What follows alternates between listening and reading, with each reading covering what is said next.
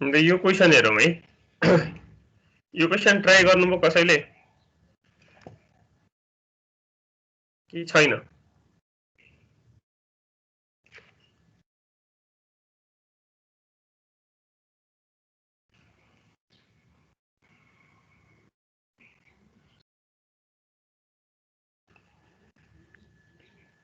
मेरो क्लासमा सर भेटेन। हजुर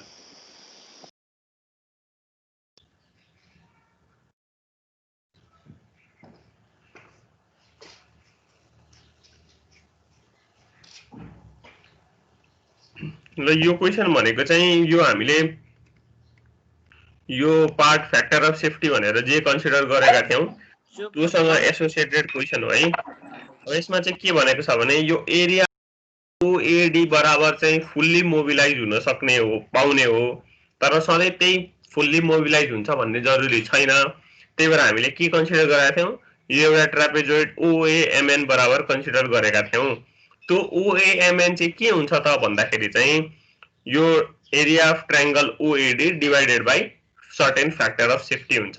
ठीक छ? हो, हामीलाई क्वेसनले चाहिँ के सोधेको हो भन्दाखेरि चाहिँ कति पोर्सन प्यासिभ रेसिस्टेन्स चाहिँ मोबिलाइज भयो त? हुन सक्ने त ओएडी थियो, तर कति पर्सेन्ट मात्रै मोबिलाइज भयो हैन?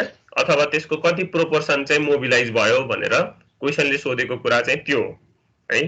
अब हामीले क्याल्कुलेट गर्नुपर्ने भनेको ल यो फिगरलाई मैले बनाए भने फिगर यस्तो हुने भयो, जसमा चाहिँ टोटल सिट पाइलको लेन्थ कति भनेको छ 11 मिटर भनेको छ हैन? र त्यसले कति सपोर्ट गरेको छ भन्दा 6.40 मिटर सपोर्ट गरेको छ। त्यही भएर मैले यहाँ कति लेखे 6.40 metre, height equals to 6.40 metre लेखे।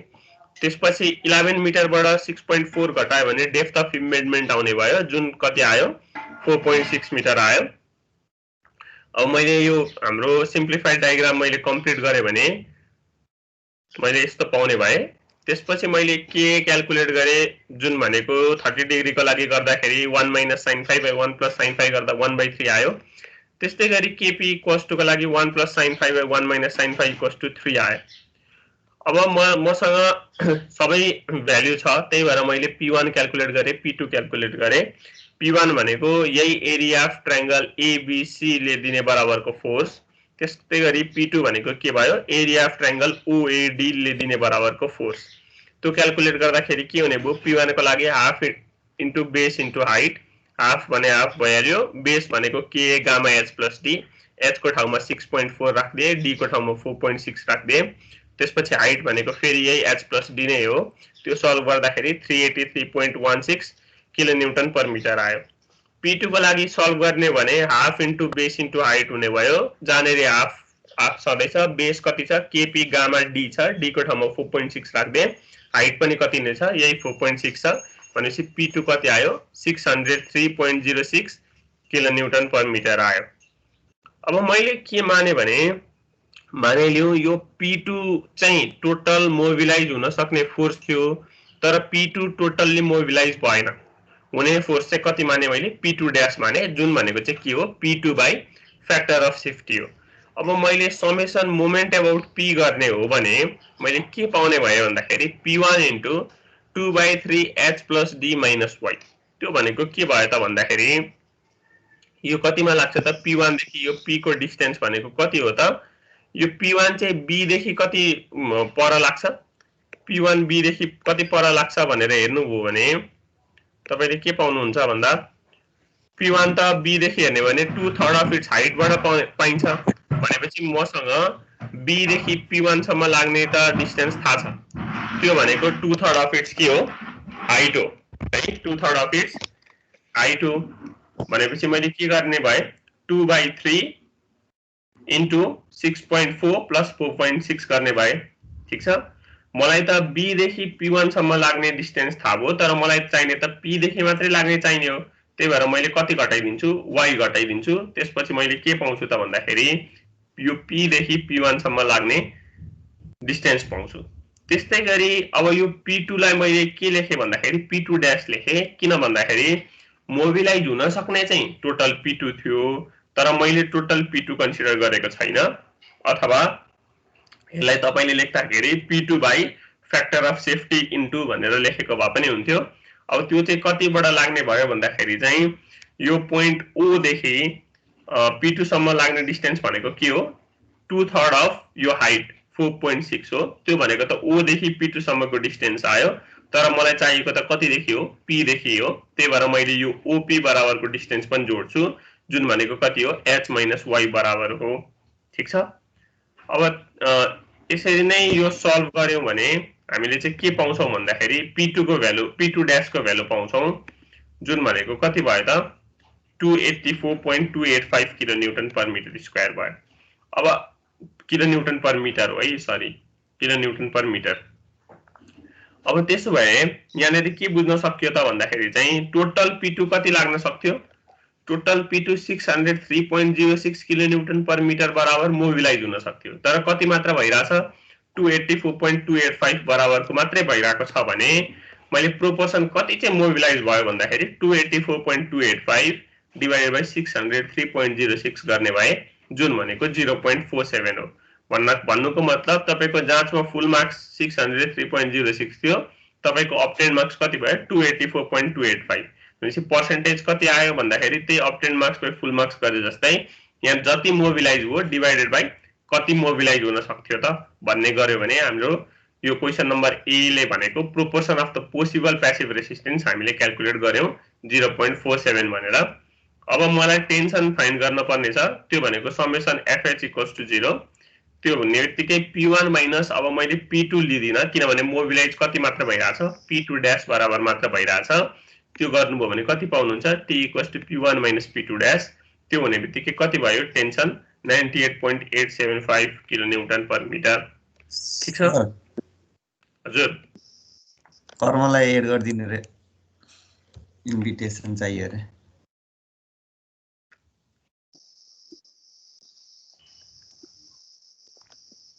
ल यतिसम्म बुझिन्छ यो क्वेशन बुझ्यो सर P2 ड्याश कहाँ छ सर फिगरमा यदि फिगरमै चाहिने हो भने चाहिँ P2 ड्याश भनेको हामीले हिजो छलफल गरेका थियौं नि यहाँ एउटा रेक्टेंगल बनाउँछौं त्यो बराबरको यो OAM यो N भन्यौं भने यो पोर्सन है यो पोर्सनले दिने P2 ड्याश हो।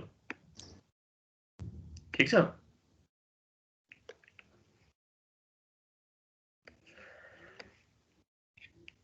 जसरी एरिया अफ ट्रायंगल OAD ले दिने चाहिँ P2 हो त्यस्तै गरी एरिया अफ OAMN ले दिने चाहिँ के हो P2 ड्याश हो।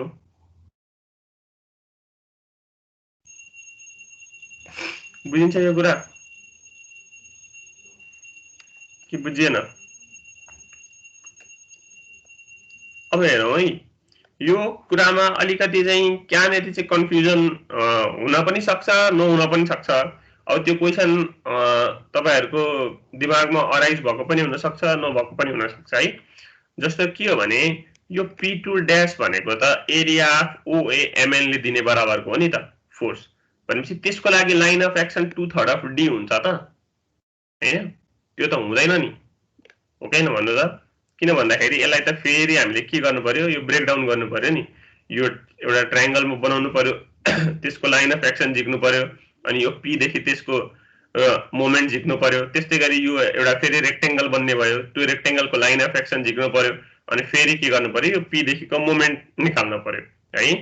तर त्यो चाहिँ के गर्न सम्भव भएन भन्दाखेरि यहाँनेरि फ्याक्टर अफ सेफ्टी पनि हामीलाई क्वेशनमा दिएको छैन हैन त्यही भएर फ्याक्टर अफ सेफ्टी पनि कति लिने भन्ने कुरा है त्यसपछि यो कति बराबरको हाइट भन्ने कुरा पनि हामीलाई अननोन हुन्छ है। त्यो सबै कुरा अननोन भएकोले गर्दाखेरि दुईटा भ्यालु नै हामीसँग अननोन भएकोले गर्दाखेरि हामीले चाहिँ के गरेर सल्भ गर्छौं त भन्दाखेरि चाहिँ यसलाई यो ट्रायंगलकै लाइन अफ फोर्स हैन यसलाई ट्रायंगलकै लाइन अफ फोर्स मानेर चाहिँ हामीले के गर्छौं सल्भ गर्छौं भन्ने कुरा हो। ठीक छ नभई चाहिँ यसरी चाहिँ त्यो थ्योरीको हिसाबले चाहिँ हामीले चाहिँ यसरी चाहिँ सल्भ गर्न चाहिँ के मिल्दैन है। यो चाहिँ अब लाइन अफ एक्सन चाहिँ हामीले चाहिँ यो ट्रायंगलकै लाइन अफ एक्सन फलो गर्छ भन्ने हिसाबले चाहिँ सल्भ गरेको हो। बुझिन्छ सर अनि त्यो हामीले P2 जुन निकाल्छौं है P2 ड्याश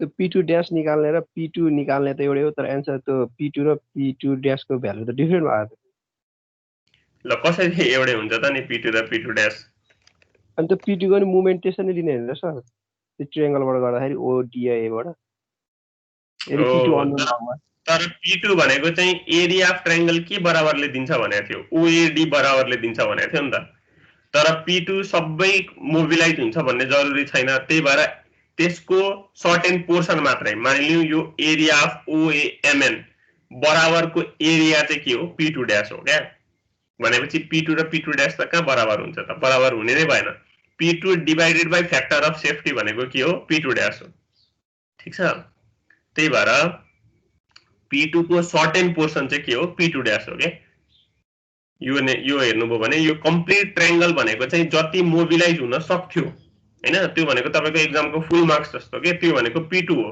तर P2 ड्यास भनेको कति मोबिलाइज भयो त भन्दा OAMN बराबर मोबिलाइज भयो त्यो भनेको तपाईको अब्टेन मार्क्स जस्तो अनि अब्टेन मार्क्स र फुल मार्क्स अब एउटै हुन पनि सक्छ तर एकदम रेयर चान्स हो त्यही भएर कति मोबिलाइज भयो भनेर हेर्यौ भने हामीले त 284.285 मात्र मोबिलाइज भएको रहेछ भनेपछि त पुरै मोबिलाइज भएको रहेन रहेछ नि त त्यही भएर हामीले प्रोपोर्सन निकाल्दाखेरि कति देखियो त 284.285 डिवाइडेड बाइ 603.06 गर्दाखेरि 0.47 अथवा 47% मात्र के भएको देखियो मोबिलाइज भएको देखियो ठीक छ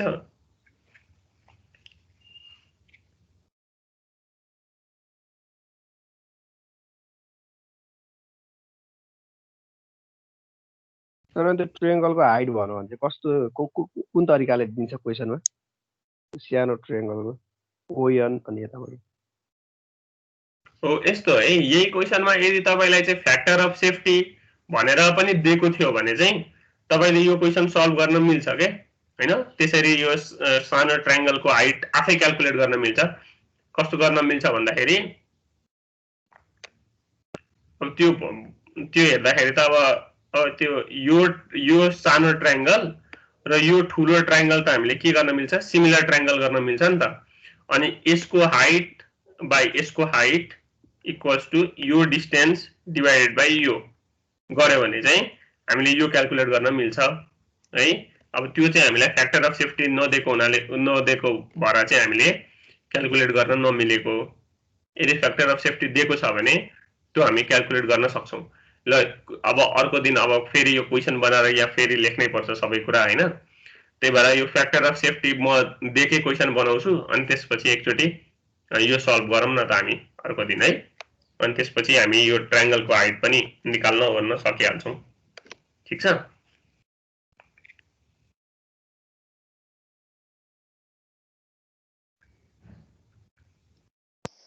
सर नरेन्द्रलाई इन्भाइट गरिदिनु रे क्लासमा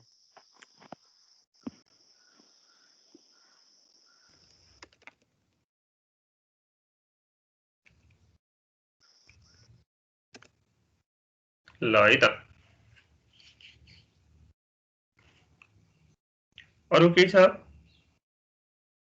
नबुझिने यतिसम्म केही छ तपाईले त्यो भन्नुभएको थियो नि फेरि त्यो ट्रापेजोइडलको 2/3 मा कसरी लाग्ने भन्ने भनेर त्यही त भनिरहेको छु त फ्याक्टर अफ सेफ्टी नदिएकोले गर्दाखेरि चाहिँ यहाँनेरि त्यो कुरा हामीले देखाउन मिलेन के किनभने हामीलाई यो के नै थाहा भएन यो बराबरको हाइटै हामीले क्याल्कुलेट गर्न सकेनौं त्यही भएर फ्याक्टर अफ सेफ्टी इन्क्लुड गरेर चाहिँ हामी फेरि क्वेशन बनाएर अर्को क्लासमा चाहिँ हामी त्यही अनुसारले डिस्कसन गर्छौं है यहाँनेरि चाहिँ त्यही भएर फ्याक्टर अफ सेफ्टी पनि नदिएको भएरले गर्दाखेरि अनि हामीसँग चाहिँ यो P2 बराबरको टोटल एरिया पनि क्याल्कुलेट गर्न सकिएन यो बराबरको डाइमेन्सन पनि हामीले अननोन भयो त्यही भएर चाहिँ हामीले गर्न सकिएन दुईटा भ्यालु हामीलाई अननोन भयो हैन त्यही भएर एउटा मात्रै भ्यालु अननोन बनाउने केस गरेर अथवा फ्याक्टर अफ सेफ्टी दिएको केस मानेर हामी चाहिँ फेरि यही क्वेशनलाई चाहिँ अर्को तरिकाले चाहिँ नेक्स्ट क्लासमा गर्छौं है अहिलेलाई चाहिँ यदि फ्याक्टर अफ सेफ्टी क्वेशनले दिएन भने यो हेर्नुभयो भने जुन पनि किताबमा हैन जुन पनि किताबमा यसरी नै सल्भ गरेको छ मैले धेरै खोजे यसको लागि के चाहिँ गर्न मिल्दो रहेछ त भनेर त्यो कसैले पनि त्यो ट्रापेजोइड मानेर फेरि ट्रायंगललाई मानेर घटाएर त्यो कसैले सल्भ गरेको छैन है त्यो चाहे विदेशी किताब हेर्नुस् अथवा चाहे त्यहीको किताब हेर्नुस् त्यो कहीं पनि त्यसरी सल्भ नगरेको हुनाले गर्दाखेरि चाहिँ फ्याक्टर अफ सेफ्टी दिएन भने चाहिँ यसरी नै लाइन अफ एक्सन चाहिँ के गर्ने भन्दाखेरि यही नै मानेर सल्भ गर्ने कुरा देखियो। ठिक छ।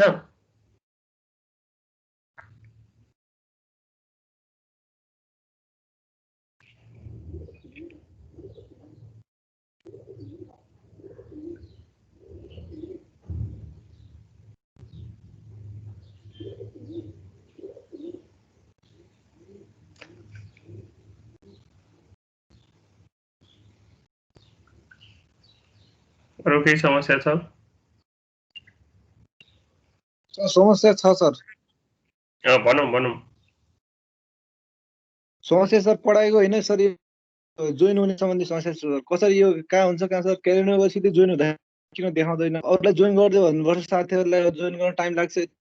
टाइम लाग्यो 10-15 मिनट भइसक्यो, लस भयो नि सर। कसरी यो त्यो अनि राम्रोसँग गराउनु पर्ने? तपाईँ कता गएर जोइन गर्नुभयो? सिधै सर क्यालेन्डरमा गएर त्यो फाउन्डेसन इन्जिनियरमा गएर जोइनमा गएको थिएँ, त्यहाँ गएको कोही पनि छैन भित्र। अब त्यहाँबाट जोइन नगर्नु भनेर मैले पहिला पनि भनेकै हो होइन। तपाईहरू आफै पनि होस्ट गर्नुहुन्छ। अब त्यहाँबाट कसैले कसैले स्टार्ट गरिदिन्छ हैन। अब स्टार्ट गरेपछि अब त्यहाँनेरि मान्छे भेला भइदिन थाल्ने। त्यही भएर मैले पहिले के भनेको भने जो रेस्पेक्टिभ टिचरले जसले होस्ट गर्नुहुन्छ उहाँले होस्ट गरेकोमा मात्रै जोइन गर्नु होला भनेर त्यही भएर भने हो। सर अब सरले सबै सकिसक्नु भयो सर, भर्खर खुल्यो सर स्क्रिन। अब एकछिनपछि अर्को देखाउँदैन सर, खुल्दैन सर। अघि म सबभन्दा फर्स्टमै क्लासमा आएको सर, भर्खर स्क्रिन खुल्यो सर, अहिले 1 मिनेट नि भएन खुल्ल्या। सर यो सरले खोलेको भने चाहिँ कसरी थाहा भयो क्या? 2-3 वटा भिडियोहरु आइरा हुन्छ। हैन, कसले होस्ट गरेको त देखाइहाल्छ नि। खै सर त्यो देखाएकै हुन्न। त्यहाँ देखाउँछ नि देखाएको हुँदैन क्या सर। आवाज गरेर मिटिङ स्टार्टेड लेखाउँछ। मिटिङ स्टार्टेड भनेर मात्र आउँछ, 2-2 वटा भिडियो आइरा हुन्छ, त्यसपछि अनि बढी झ्याउ हुन्छ क्या सर। त्यहाँ सरको नाम देखिरा हुन्छ तल के लेखिरा हुन्छ। अब त्यो अब होस्टेड बाई भनेर लेखिरा हुन्छ, मिटिङ स्टार्टेड बाई भनेर नोटिफिकेसन आइरा हुन्छ। अब कसले गरेको भनेर त देखिहालिन्छ नि। अब त्यही अनुसारले चाहिँ जोइन हुनु र त्यही भएर भनेको के। नभए त तपाईले अब भनौँ न, अब यहाँ कतिपय क्लासमा त्यस्तो पनि भयो। अब तपाईहरू आएर कुनै मिटिङ होस्ट गरिदिनुहुन्छ, अर्गनाइजर बस्दिनुहुन्छ, यहाँ प्रेजेन्ट गरिराख्दाखेरि म्युट गरिदिनुहुन्छ, रेकर्डिङ स्टप गरिदिनुहुन्छ। अब तपाईहरूको लेभल अफ सिरियसनेस हेरिकन त हामीले आफै मिटिङ होस्ट गर्नुपर्ने, आफै मात्रै प्रेजेन्टर बस्नुपर्ने, तपाईहरूलाई एटेन्डी राख्नुपर्ने, तपाईहरूको सेवा सुविधा कतिपय तपाईहरूको हामीले चाहिँ बन्द गरिदिनुपर्ने स्थिति छ हैन। अब पहिला कतिको आफ्नो चाहिँ ड्युटी पालना गर्नुभएको छ र त्यो अनुसार चाहिँ हामी कसरी चाहिँ किन चाहिँ यो सिचुएसन क्रिएट गर्न बाध्य भयौँ भनेर एकचोटि आफूलाई पनि क्वेसन गर्नु है। अब म्युट गरिदिने, बोल्दा बोल्दै म्युट गरिदिने, प्रेजेन्टरबाट हटाइदिने, एटेन्डीमा राखिदिने हैन। अब त्यस्तो केस गरिसकेपछि तपाईहरूलाई दिने फ्रिडममा त लिमिटेसन ल्याउन त अरू उपाय त छैन।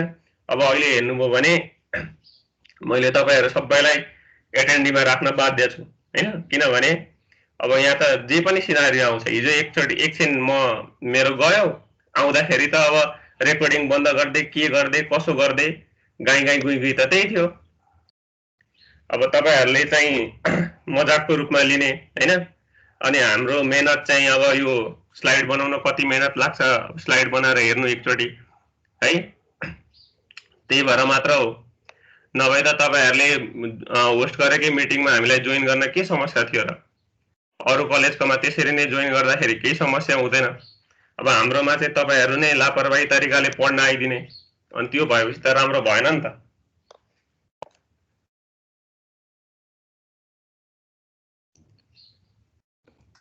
सर अनि यो भिडियो पनि लाइक हाम्रो बिचमा कुनै कन्फ्युजन भयो भने भिडियो हेर्न खोज्दाखेरि 1 आवरकै होल डाउनलोड गरेर अनि बल्ल हेर्न पाइन्छ। बरु युट्युबमा हाल्दै यस्तो हो रे। यदि तपाईले कस्तो भयो भन्दाखेरि चाहिँ मोबाइलबाट चाहिँ स्ट्रिमिङ अलाउ गर्दैन अरे है टिम्सले। त्यसको लागि चाहिँ त्यो माइक्रोसफ्ट स्ट्रिम भन्ने के एप छ अरे, त्यो डाउनलोड गरेर ट्राई गर्नु भन्ने कुरा आयो। तर त्यो डाउनलोड गरेर ट्राई गर्दाखेरि पनि कतिपयको ठाउँमा मिलिरहेको छैन।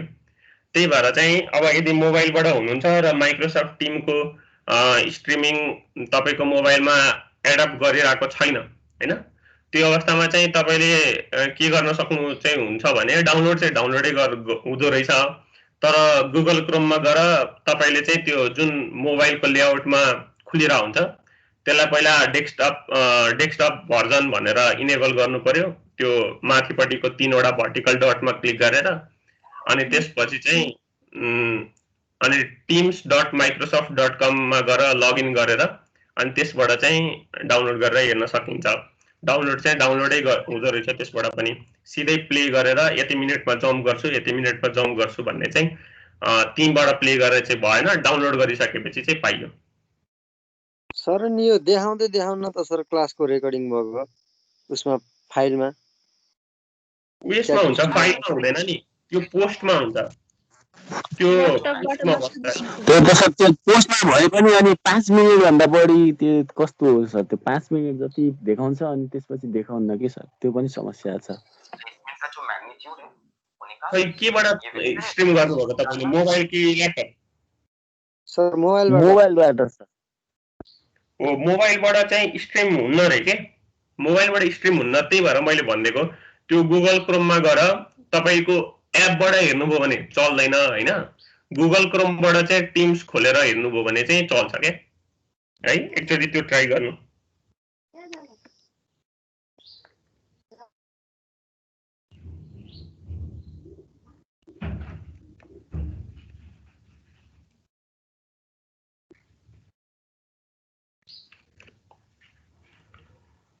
अरु कसैलाई केही छ भने भनौँ है। अब सिरियस भएरै पढ्नु होला, अरु त के भन्नु। अब मजाकले 1 दिन 2 दिन चल्दा हैन, अब जिन्दगी यस्तै तरिकाले चलाउन मन छ भने चाहिँ मैले केही भन्न सक्दिनँ। तर एउटा लेभल अफ म्याच्युरिटी र एउटा लेभल अफ सिन्सियरिटी डेभलप नभइसकुन्जेल चाहिँ अलिक गतिलो मान्छे बन्न चाहिँ गाह्रै छ। त्यति चाहिँ ख्याल राख्नु होला। कसैलाई पर्सनल्ली केही तरिकाले ताकेर भनेको हैन, एज अ वाइज अब सेक्सन नै रेस्पोन्सिबल हुनु पर्यो। किन चाहिँ तपाईहरुले जोइन गरेको होस्ट गरेको मिटिङमा हामी जोइन हुँदैनौं त? किन चाहिँ अब पहिला हामीले पनि मान्छे एड गर्न मिल्थ्यो, त्यो रेस्ट्रिक्सन कहाँबाट हट्यो त हैन?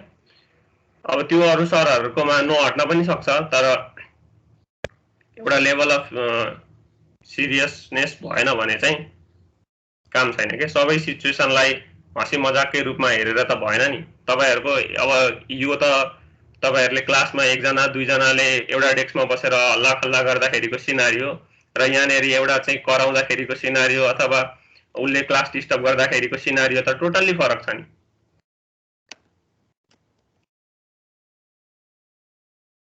त्यही भएर आफ्नो राइट इन्जोय गर्नु, तर अर्काको राइट चाहिँ भोइलेट गर्ने अधिकार चाहिँ तपाईसँग पनि छैन। त्यही भएर त्यो अनुसारको सिन्सियरिटी कायम गरेर क्लास बस्न आउनुहुन्छ भने ठीक छ, बस्न आउनुहुँदैन भने आफ्नो काम गर्नु होला। ठीक छ?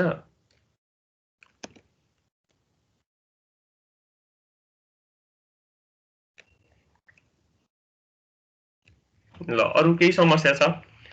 अब यसमा गर्नुपर्ने चाहिँ त्यही हो हैन। यो ट्रापेजोइडकै हामीले चाहिँ लाइन अफ एक्सन पत्ता लगाएर गरेको भए चाहिँ हामी एन्सरको अलिक नजिक अथवा झन् रियलिस्टिक एन्सरतिर जान्थ्यौं होला।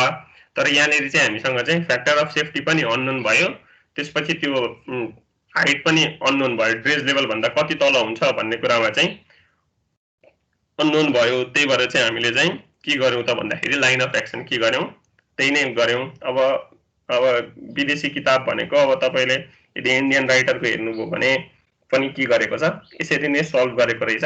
र फ्याक्टर अफ सेफ्टी दिएको केसमा चाहिँ हामी त्यो ट्रापेजोइडकै लाइन अफ एक्सन हेरेर चाहिँ नेक्स्ट क्लासमा चाहिँ त्यो पनि गरौँला।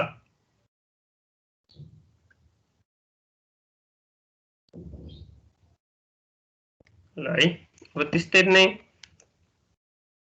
अब यो क्वेशन कपी गर्नु न।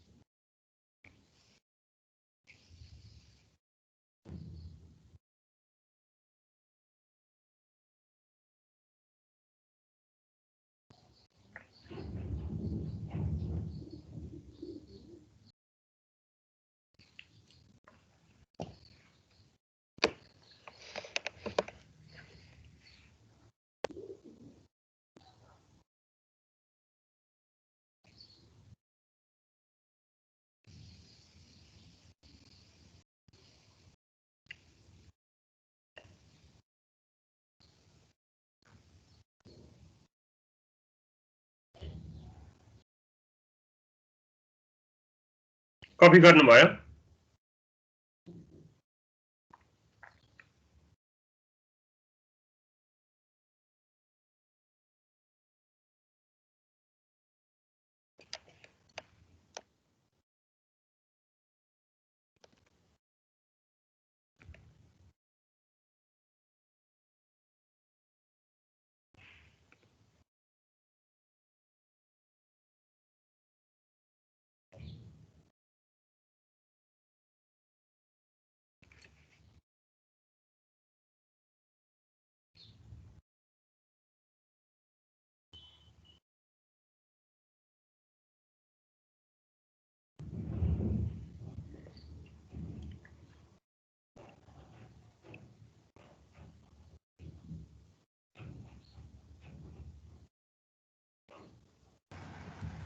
भयो सर। है ल अब यो क्वेसन हेरौँ है त। यो क्वेसनमा के भनेको छ भने एङ्कर सिट पाइल छ अरे कति मिटरको 5.1 मिटरको है। यो भनेको के हो भने total height of sheet pile कति छ 5.1 मिटर है। अब यसमा हेर्नुभयो भने किन यो टोटल हाइट भनेर भन्यो भने यसमा हेर्नु त height retain sand on both sides भनेर भनेको छ। अब बोथ साइड त कतिखेर हुन्छ सिट पाइलमा? बोथ साइड त तपाईले एउटा ड्रेज लेभल भन्दा मुनि पनि कन्सिडर गर्नु पर्यो, एउटा ड्रेज लेभल भन्दा माथि पनि कन्सिडर गर्नु पर्यो भने न बोथ साइड भयो। नभए त सिंगल साइड भन्नु भने त यो मात्रै हाइट बुझिन्छ हैन।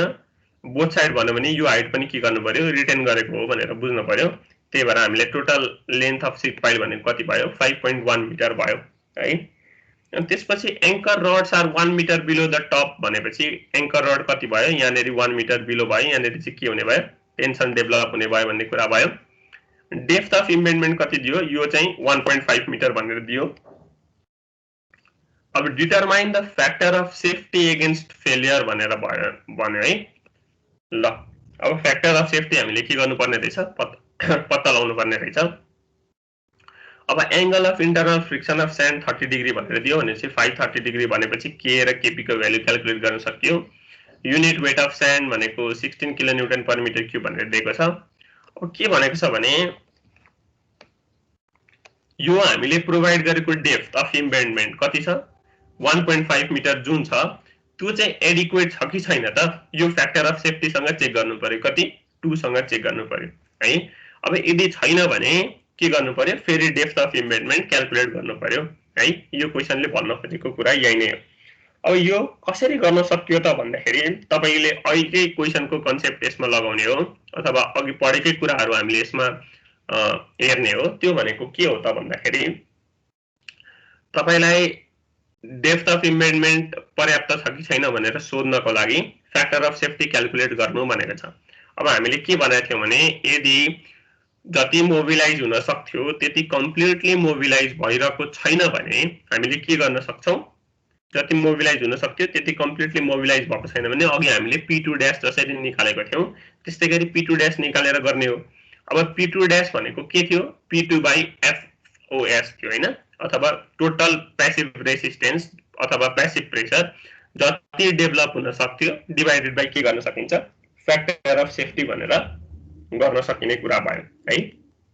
ल अब त्यसो भए हामी के गरौँ भन्दाखेरि चाहिँ पहिला फ्याक्टर अफ सेफ्टी तिर निकालेर हेरौँ। यदि हाम्रो फ्याक्टर अफ सेफ्टी चाहिँ 2 भन्दा कम आयो भने हामीले प्रोभाइड गरेको डेप्थ अफ इम्बेडमेन्ट के भएन सफिसिएन्ट भएन। तर यदि हामीले गरेको फ्याक्टर अफ सेफ्टी चाहिँ 2 भन्दा ज्यादा छ भने के गर्न सकिन्छ त यो डेप्थ अफ इम्बेडमेन्ट ठीक छ भनेर हामीले त्यहीनेरि यो क्याल्कुलेसन छोड्दिन सकिने भयो है। ल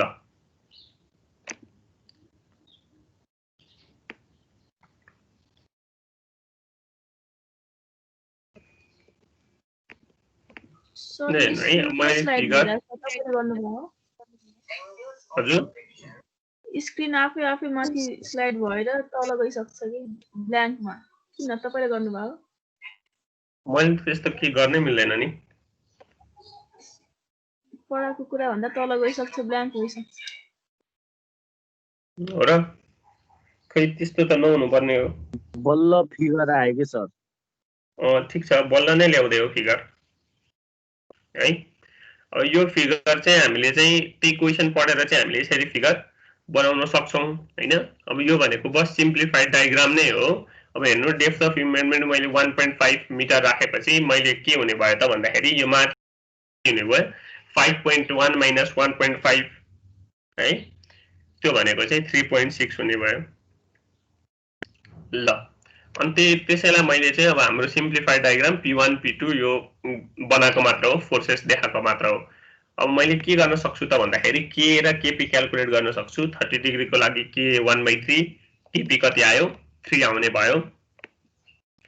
अब मैले क्याल्कुलेट गरे P1 क्याल्कुलेट गरे, त्यो भनेको यही एरिया अफ ट्रायंगल ABC ले दिने बराबरको फोर्स त्यो कति आयो 69.29 किलोन्युटन पर मिटर आयो।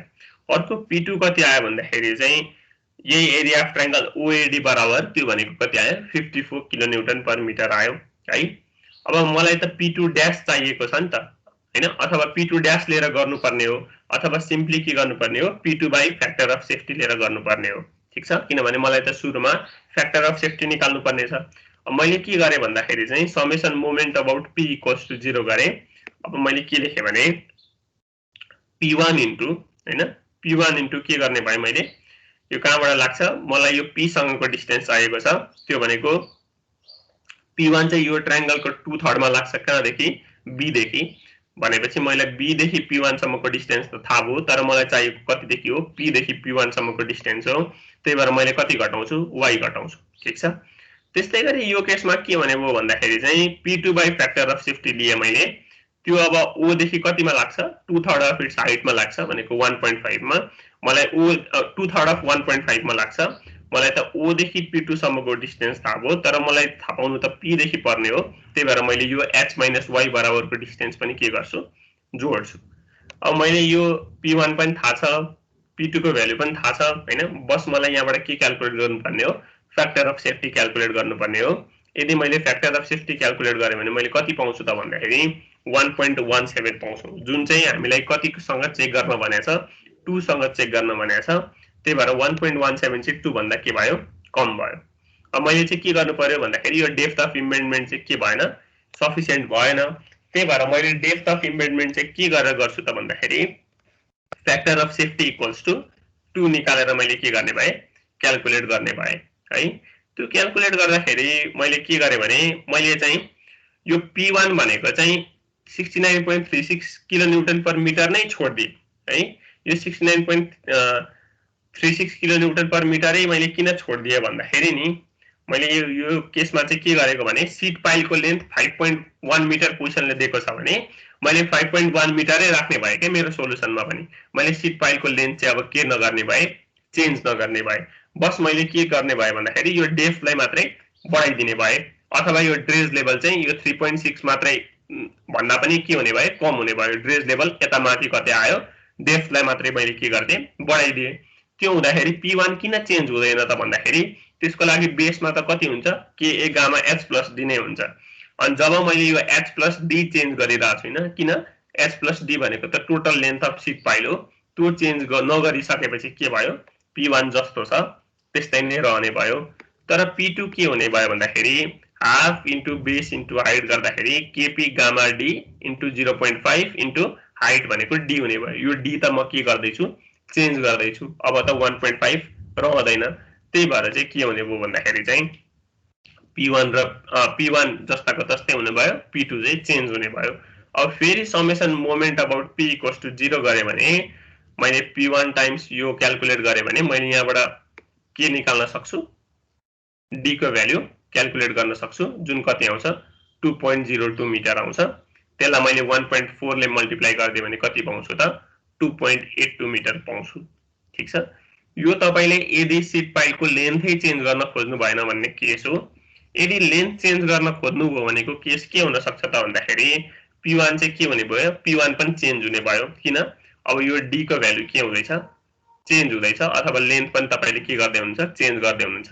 माथिको 3.6 को पोजिसन चाहिँ 3.6 नै राख्न खोज्दै हुनुहुन्छ, तर यो डेप्थ मात्रै के गर्न खोज्दै हुनुहुन्छ बढाउन खोज्दै हुनुहुन्छ भने सीट पाइलको लेन्थै चेन्ज हुने भयो।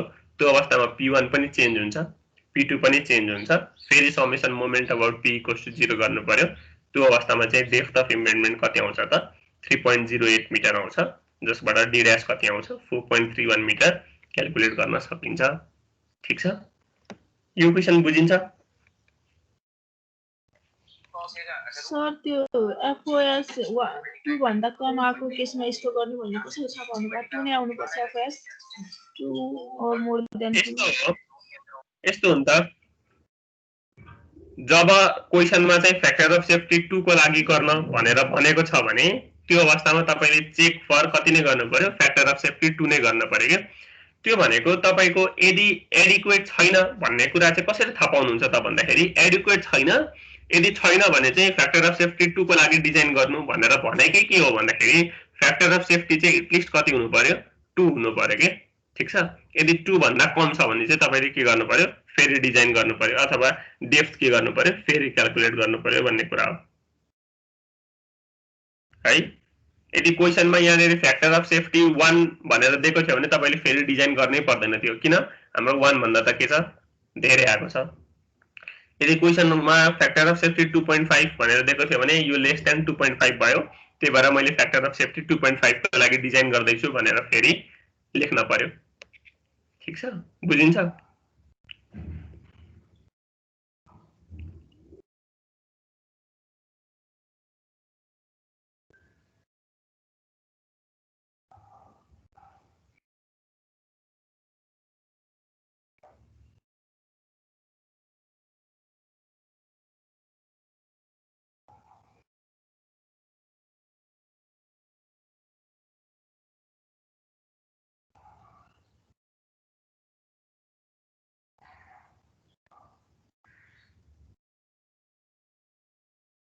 है, अरु केही छ यो क्वेशनमा?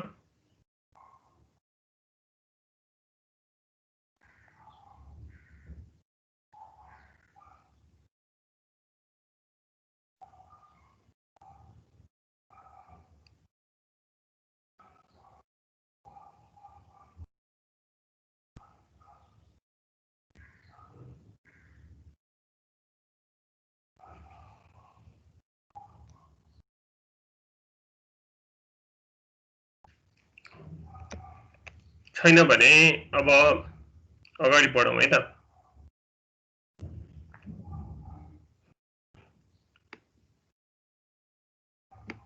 ल त्यसपछि एंकर्ड सीट पाइल नै हो, तर अब हामीले चाहिँ के हेर्ने भयो भने फिक्स्ड अर सपोर्ट मेथड भनेर हेर्ने भयो। जसरी फ्रीमा चाहिँ हामीले के भनेको थियौं भन्दाखेरि यो ड्रेज लेभल भन्दा तलको पार्टले चाहिँ फुल्ली सपोर्ट गर्न सक्दैन अथवा फुल्ली होल्ड गर्न सक्दैन सीट पाइललाई भनेर हेरेका थियौं भने अब यसमा चाहिँ के भनेर हेर्छौं भन्दाखेरि चाहिँ यो चाहिँ पुरै के हो, फिक्स्ड नै छ हैन।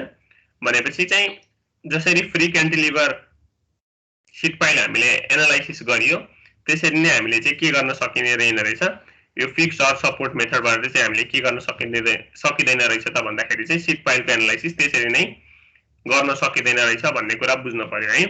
अब यहाँनिर हेर्नु भने फिगर ए ले चाहिँ के देखाइरहेको छ भन्दाखेरि चाहिँ तपाईको डिफ्लेक्टेड शेप चाहिँ त्यस्तो हुन्छ सीट पाइलको भनेर देखाएको छ, त्यो चाहिँ समवाट उयोसँग मिल्दो जुल्दो छ। तर फरक के हो भन्दाखेरि चाहिँ जसरी फ्री अर सपोर्ट मेथड यो बेस कभर्डमा रोटेट हुन्थ्यो त्यसले गर्दाखेरि चाहिँ हाम्रो के हुँदैन, यो पोइन्ट अफ इन्फ्लेक्सन भन्ने चाहिँ हाम्रो देखिदैन, त्यो चाहिँ केमा, फ्री अर सपोर्ट मेथडमा हैन।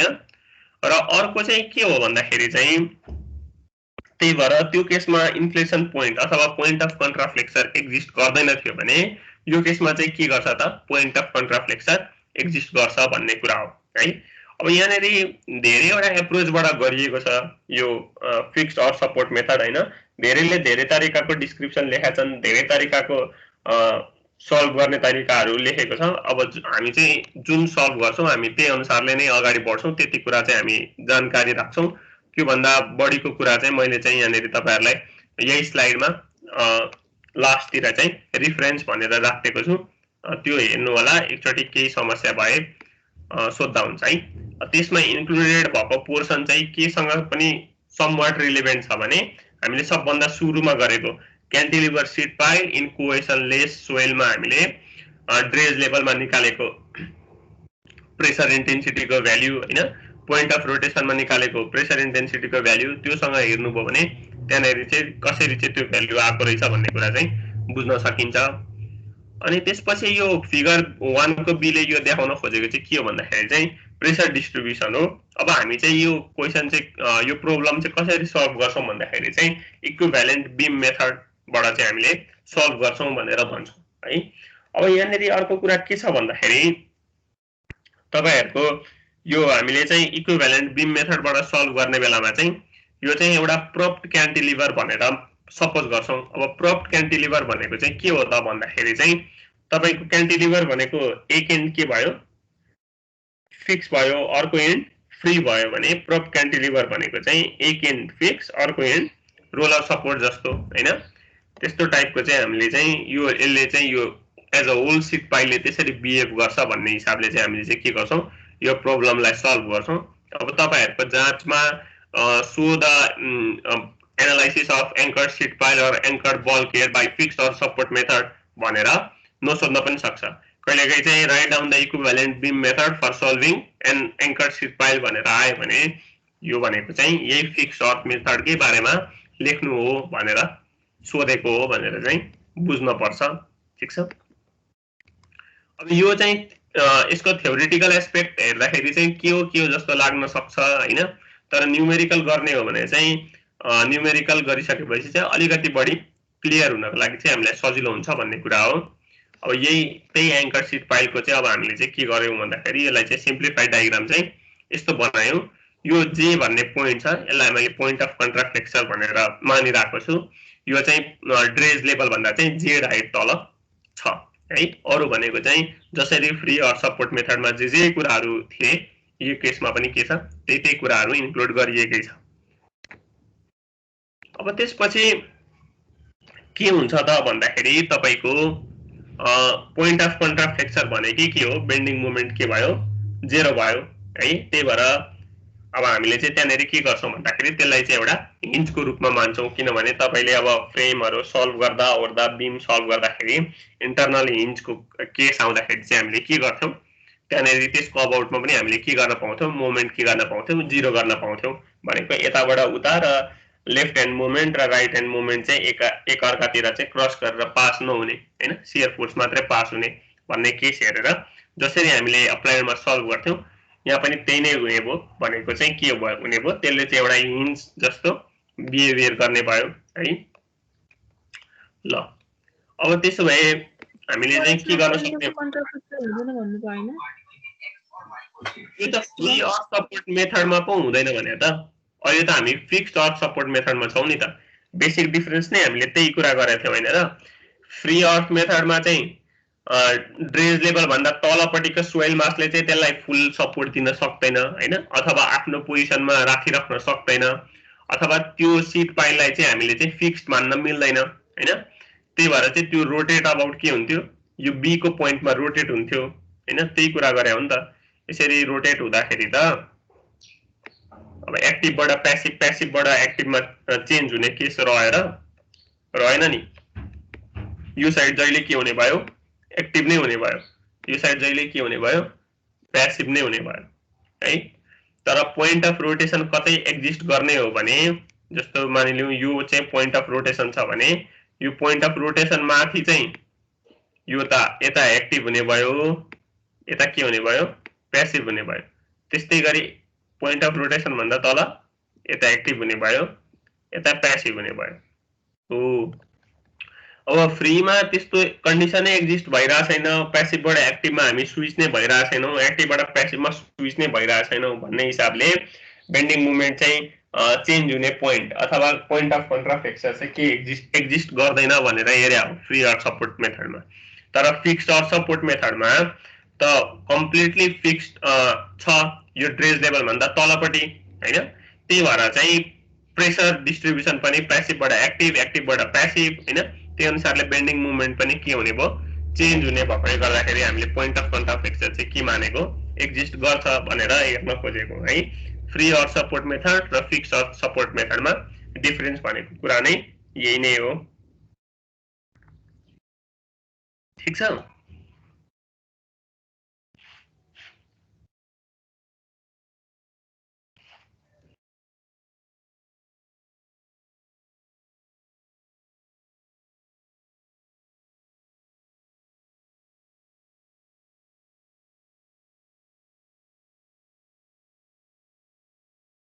है ल।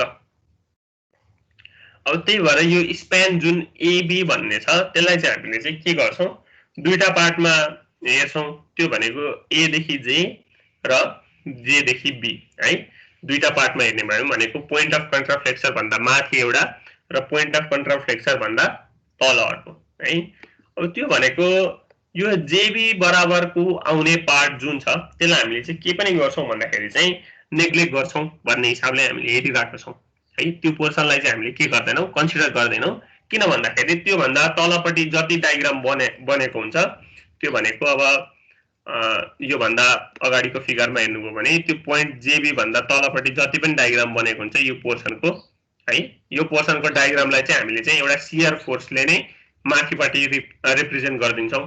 जसरी हामीले सिम्प्लिफाइड डायग्राममा पनि पहिला के गरेको थियौं एउटा फोर्स चाहिँ यो बेसमा ल्याएर जसरी चाहिँ एउटा फोर्स अप्लाई गर्दैको थियौं हैन त्यस्तै गरी त्यो तलपट्टिको डायग्रामलाई चाहिँ हामीले के गर्दिन्छौं रिप्लेस गर्दिन्छौं र हामीले के फोर्स इन्ट्रोड्युस गर्छौं आर जे बराबरको एउटा फोर्स इन्ट्रोड्युस गर्छौं त्यो भनेको यो फिगरमा देख्न सकिन्छ है।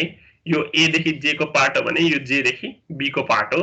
यो आउने जुन यो हाम्रो शियर फोर्स छ यो शियर फोर्सलाई चाहिँ हामीले के रिप्रेजेन्ट गर्दियौं यही जे मा चाहिँ रिप्रेजेन्ट गर्दियौं आर जे बराबर त्यही भएर अब यो तलको पार्ट चाहिँ हामीले के गर्दैनौं कन्सिडर गर्दैनौं।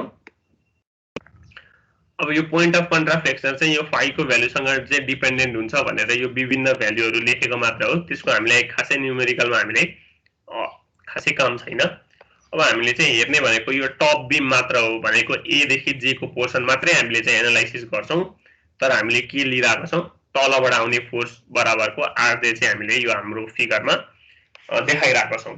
अब त्यो अनुसारले P1 क्याल्कुलेट गर्नु हुने हो भने के हुने भयो भन्दाखेरि हाफ इन्टु अब यहाँ हेर्नु है यो z भनेको चाहिँ के हो भन्दाखेरि चाहिँ ड्रेज लेभल देखि पोइन्ट अफ कन्ट्राफ्लेक्सर कति तल थियो त्यति मात्रै इन्क्लुडेड हुने भयो के है। त्यो d भन्ने कुरा जुन हाम्रो डेप्थ अफ इम्बेडमेन्ट भन्ने कुरा थियो यो भन्दा अगाडि सिम्प्लिफाइड मेथडमा के गामा h प्लस d भनेर जुन हामीले लेख्थ्यौं त्यो भन्ने कुरा यसमा रहने भएन। यसमा के हुने भयो भने के गामा h प्लस d मात्रै हुने भयो h प्लस z मात्रै हुने भयो। z भनेको चाहिँ किनभने हामीले पोइन्ट अफ कन्ट्राफ्लेक्सर सम्म मात्रै के गरिराको छौं कन्सिडर गरिराको छौं। त्यस्तै गरी P2 भनेको के हुने भयो भने यसको इन्टेन्सिटी भनेको kp गामा z मात्रै हुने भयो जुन चाहिँ सिम्प्लिफाइड मेथड अरुमा हेर्नु हुन्थ्यो भने kp गामा d हुन्थ्यो तर हामीले चाहिँ फेरि यो पोइन्ट अफ कन्ट्राफ्लेक्सर सँग मात्रै कन्सिडर गरेको भएर half kp gamma z square हुने भयो एरिया। ठीक छ बुझिन्छ है। हामीले पोइन्ट अफ कन्ट्राफ्लेक्सर सम्म मात्रै के गरिराको छौं कन्सिडर गरिराको छौं त्यो भन्दा तलपट्टिको पार्टलाई हामीले केले रिप्लेस गर्दियौं यो rj बराबरको फोर्सले रिप्लेस गर्दियौं है। यतिसम्म बुझिन्छ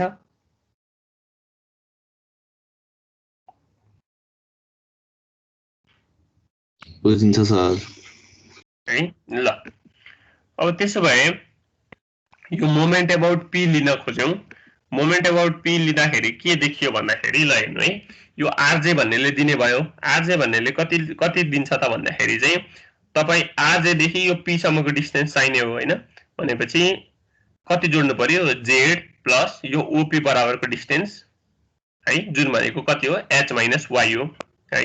आखिरमा त्यही नै हो यहाँनेरि अर्डर मिलाएर लेख्नु भयो भने त्यही नै देखिन्छ z plus h minus y नै हुन्छ। त्यस्तै गरी अर्को के दिन्छ P1 ले दिन्छ P1 को कति सम्मको डिस्टेन्स चाहिएको छ p सम्मको डिस्टेन्स चाहिएको छ P1 a देखि कति सम्म लाग्छ 2/3 अफ इट्स हाइटमा लाग्छ भनेको 2/3 of its h plus z हैन। अब तर मलाई चाहिएको त a देखि हैन मलाई चाहिएको त p देखि मात्रै हो त्यही भएर मैले कति डिस्टेन्स घटाउँछु यो y बराबरको डिस्टेन्स घटाउँछु। त्यस्तै गरी अर्को हेर्ने हो भने P2 ले दिन्छ P2 ले दिने कति सम्म कन्सिडर गर्नुपर्ने हो हामीले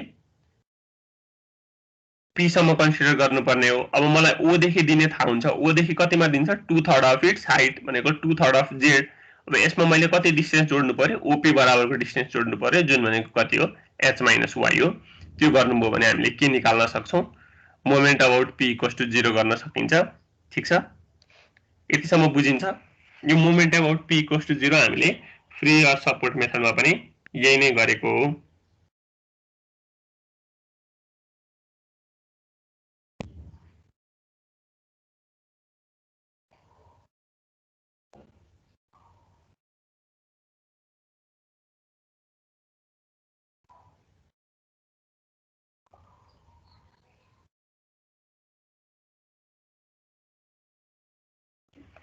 है यो बुझिन्छ नि हैन summation moment about p equals to 0 गरेर एक्सप्रेसन लेखेको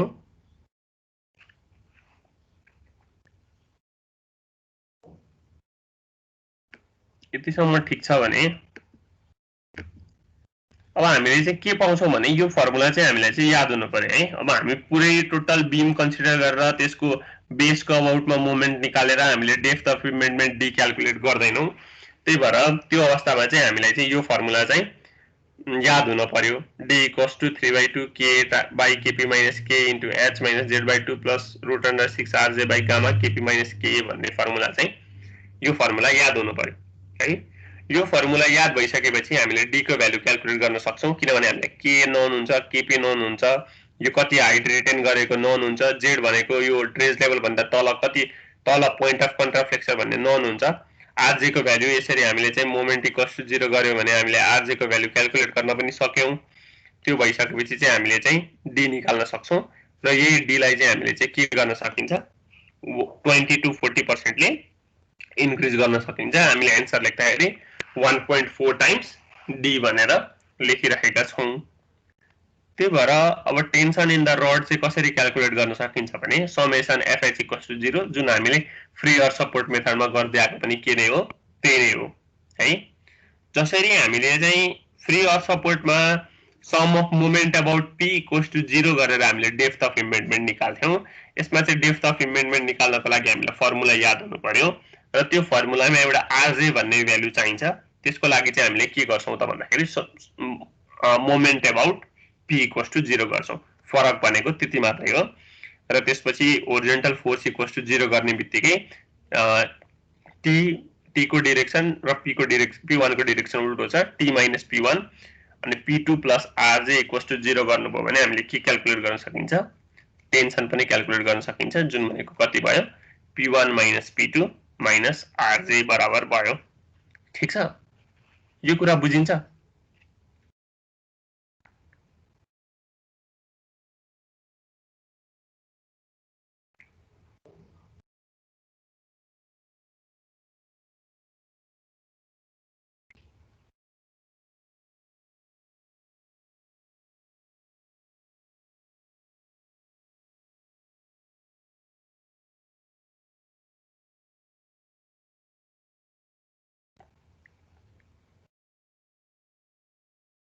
यतिसम्म बुझिन्छ भने यो चाहिँ कपी गर्नु न यो d को एक्सप्रेसन चाहिँ कपी गर्नु त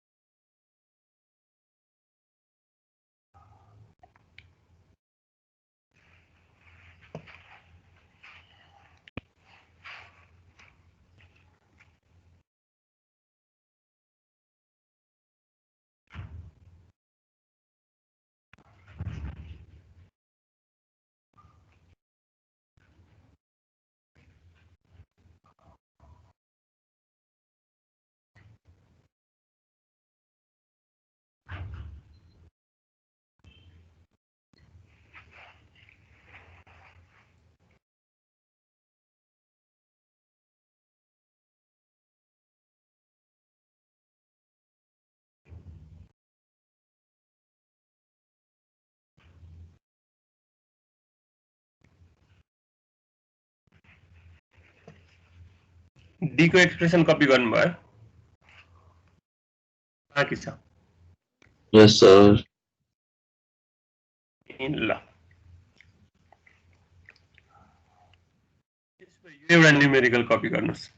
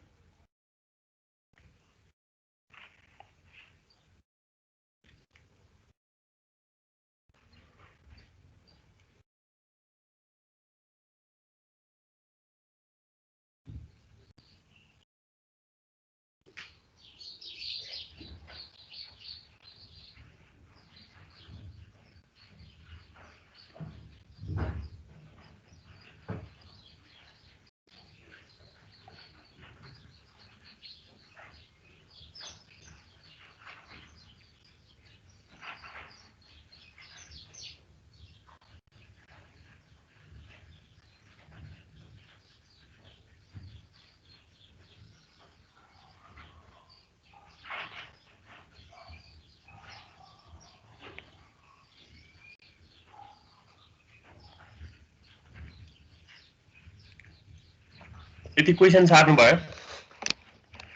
यस सर। ल है त। अब यहाँनिर के भनेको छ भने एङ्कर सिट पाइल नै युज गरेको छ हैन, भनिसकेपछि tension in the road develop हुने भयो एङ्कर रोडमा 8 मिटर डिप एक्जाभेसन भनेर भनेको छ है।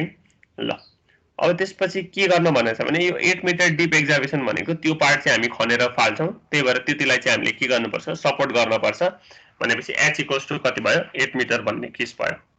अब त्यसपछि tie rod is placed at a distance of कति metre 1.25 metre from the top है, भनेपछि माथिबाट 1.25 मिटर तल चाहिँ यसरी एङ्कर रड छ हैन।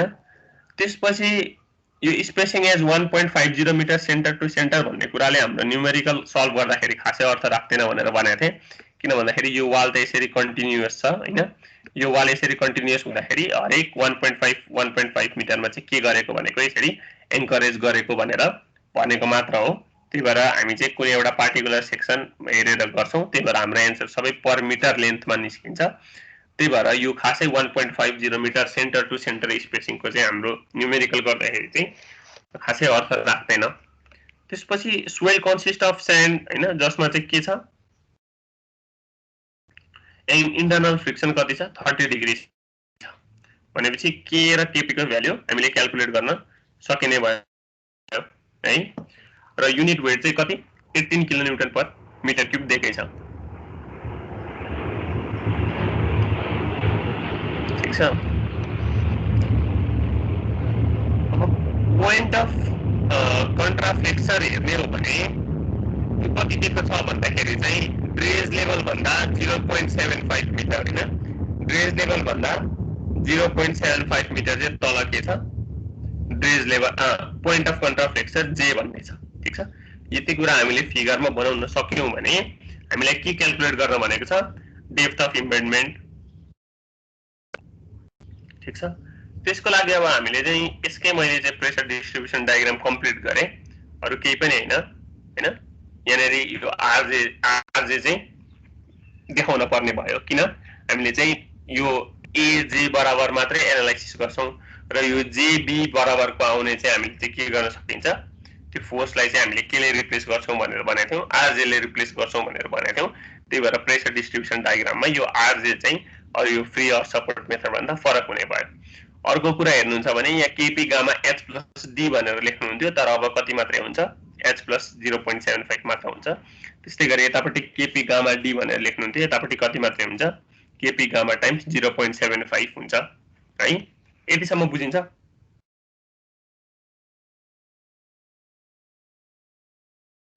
यस सर है। ल अब त्यसो भए मैले के र केपी क्याल्कुलेट गरे 1/3 र 3 भनेर। मैले यही एजे को लागि हेर्दै छु हैन, एजे को लागि मात्रै हामीले हेर्छौं। अब मैले p1 क्याल्कुलेट गरे, p1 भनेको कति हुने भयो यो एरिया यो ट्रायंगल है, यो ट्रायंगल। अब यसलाई मैले चाहिँ यहाँनेरि एजेसी भनेर लेख्थे। ल यो एजेसी बराबरको चाहिँ एरिया त्यो भनेको half into base into height हैन, half into base into height भनेको 0.5 टाइम्स के गामा एस प्लस 0.75। एच को ठाउँमा कति राख्यो 8 राख्यो र हाइट कति छ 8.75 नै छ, जुन गर्दाखेरि कति आउँछ 229.68 किलोन्युटन पर मिटर आउने भयो। त्यस्तै गरी अर्को हेर्नुहुन्छ भने p2 बराबर कति छ यो ट्रायंगलको हैन, यो ट्रायंगलको एरिया हो सीजेडी बराबरको एरिया हो, त्यो भनेको half into base into height भनेको 0.5 into KP into gamma into 0.75 हैन, इन्टु 0.75 हाइटले पनि मल्टिप्लाई गर्नु पर्यो, जुन गर्दाखेरि कति आउँछ 15.1875 है। अब मलाई डी को भ्यालु निकाल्ने फर्मुला थाहा छ डेप्थ अफ इम्बेडमेन्ट, त्यो निकाल्दाखेरि तपाईलाई के चाहिँ थाहा हुँदैन भने आरजे को भ्यालु थाहा हुँदैन। अब त्यही आरजे को भ्यालु थाहा पाउनलाई चाहिँ मैले के गरे भन्दा समेसन एमपी इक्वल्स टु 0 गरे, moment about p equals to 0 गरे, जसबाट के हुन्छ त भन्दाखेरि ल हेर्नु p1 ले दिने मोमेन्टको डाइरेक्सन के छ क्लकवाइज छ है, र p2 ले दिने मोमेन्टको डाइरेक्सन के छ एन्टी क्लकवाइज छ। यदि मैले p ले दिने मोमेन्टको डाइरेक्सनलाई चाहिँ पोजिटिभ माने भने मैले के लेख्न मिल्यो भन्दा 15.1875 टाइम्स है अब यो सी देखि कति तल लाग्छ 2/3 अफ इट्स हाइट भनेको 2/3 इन्टु 0.75 त्यो भनेको त सी देखि P2 सम्मको डिस्टेन्स भयो मलाई चाहिने त P देखि हो त्यही भएर P देखि C को डिस्टेन्समा मैले कति जोड्नु पर्यो h - y जोड्नु पर्यो जुन भनेको 8 माइनस y को भ्यालु कति दिएको छ 1.25 त्यही 8 माइनस 1.25 गरियो त्यस्तै गरी RJ ले कतिमा दिन्छ त भन्दाखेरि RJ इन्टु 0.75 प्लस यो बराबरको डिस्टेन्स हो त्यो भनेको h - y त्यो भनेको 0.75 प्लस 8 माइनस y यहाँनिर गरेको पनि त्यही नै छ RJ को पनि क्याल्कुलेट गर्न सकियो त्यस्तै गरी तपाईको P1 को भ्यालु गर्दाखेरि कसरी हुन्छ त भन्दाखेरि चाहिँ अब यो चाहिँ A देखि कतिमा लाग्छ 2/3 अफ इट्स हाइटमा लाग्छ भनेको 2/3 इन्टु 8.75 माइनस कति गरिदिनु पर्यो यो y बराबर गरिदिनु पर्यो त्यो भनेको 1.25 यदि यो सल्भ गर्ने भने RJ को भ्यालु 125.67 आउँछ र मलाई थाहा भएको D को भ्यालु D को फर्मुला भनेको यो हो यसमा मैले सबै भ्यालु राख्दिदै गए भने मैले कति पाउँछु D = 5.08 मिटर पाउँछु अब मैले टेन्सन इन द रड थाहा पाउनको लागि सम अफ होरिजोन्टल फोर्सेस = 0 गर्छु त्यो गर्दाखेरि T plus P2 plus RJ minus sorry यसलाई P1 लेख्नुस् है P1 = 0 गरे भने मैले के पाउँछु त भन्दाखेरि T को भ्यालु पाउँछु T को भ्यालु कति आउने भयो 88.83 किलोन्युटन आउने भयो अब मैले चाहिँ यो डेप्थ अफ इम्बेडमेन्ट 5.08 मिटर छ त्यसलाई मैले 1.4 ले मल्टिप्लाई गरेर 7.11 मिटर चाहिँ अनि डेप्थ अफ इम्बेडमेन्ट भनेर क्याल्कुलेट गर्छु ठीक छ यतिसम्म बुझिन्छ यो डेप्थ अफ इम्बेडमेन्ट सम्म निकालेको सम्म बुझिन्छ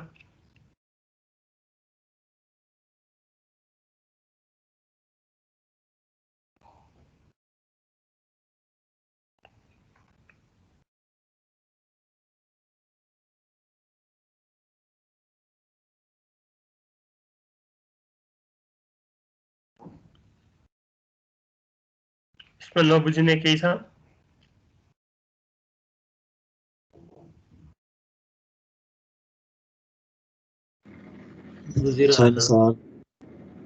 बुझिन्छ हैन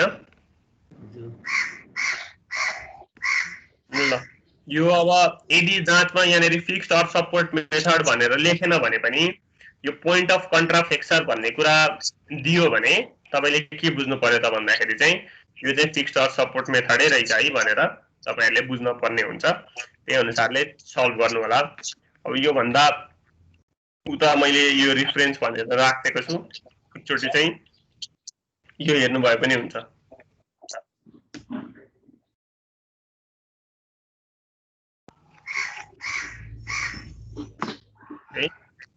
अब यतिसम्म केही समस्या छैन भने आजलाई यति नै गरौँ होला Thank you, sir. ल है